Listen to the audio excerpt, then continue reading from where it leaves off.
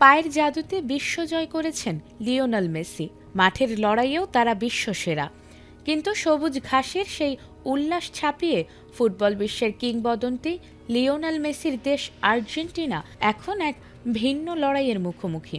যে দেশে ফুটবল মানেই উৎসব, সেখানে আজ সাধারণ মানুষের প্রতিদিনের সঙ্গী আকাশচুম্বী দ্রব্যমূল্য আর অর্থনৈতিক অনিশ্চয়তা।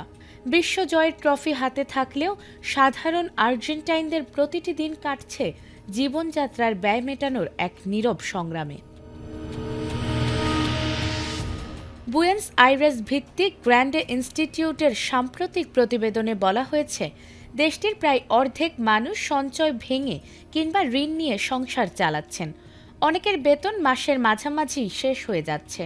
খাবার ও ওষুধের মতো মৌলিক চাহিদা মেটাতে মানুষ নির্ভর করছেন ব্যাংক ঋণ, ক্রেডিট কার্ড বা অতিরিক্ত কাজের ওপর। 2023 সালের ডিসেম্বরে ক্ষমতায় আসা প্রেসিডেন্ট হাভিয়ার মিলেই সরকারি ব্যয় কমিয়ে অর্থনীতিতে ভারসাম্য ফেরানোর উদ্যোগ নিয়েছেন। যদিও আন্তর্জাতিক মুদ্রা তহবিল 2026-27 সালে প্রবৃদ্ধির সম্ভাবনা দেখছে, তবু মাঠ পর্যায়ে সংকট সুস্পষ্ট। এদিকে ধস নেমেছে উৎপাদন ও খুচরা বিক্রয় খাতেও, আর খাদ্যপণ্যের বিক্রি কমেছে 12.5%। এছাড়াও বিদ্যুৎ ও জ্বালানির দাম বৃদ্ধি মানুষের প্রকৃত ক্রয় ক্ষমতাকে মারাত্মকভাবে কমিয়ে দিয়েছে।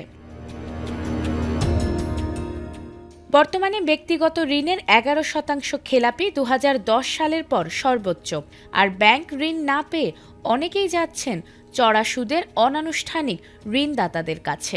অন্যদিকে দেশটির প্রায় অর্ধেক সুপারমার্কেট কেনাকাটা এখন ক্রেডিট কার্ডে হচ্ছে, যা দেশটির ইতিহাসে রেকর্ড।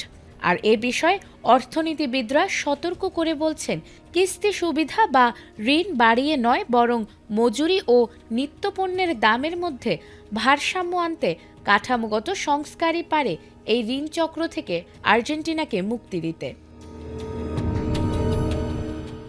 নাজমুন নাহার জান্নাত, এটিএন বাংলা।